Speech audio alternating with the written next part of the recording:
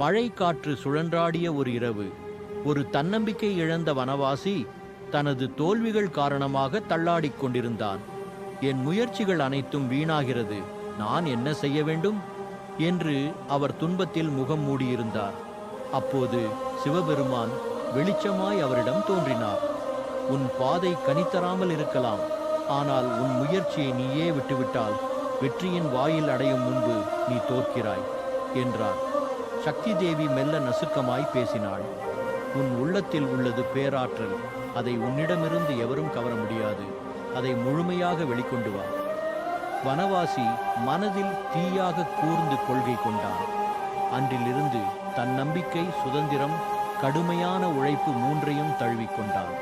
நாட்கள் கடந்து அவர் அலைமோதிய கடலை கடந்தார். வெற்றியின் உச்சியை அடைந்தார். சிவனும் சக்தியும் புன்முறுவலுடன் பார்த்தனர். வெற்றி என்பது வெளியிலல்ல, உள்ளத்தில்தான் ஆரம்பிக்கிறது என அவரது சாதனையை வாழ்த்தினர்.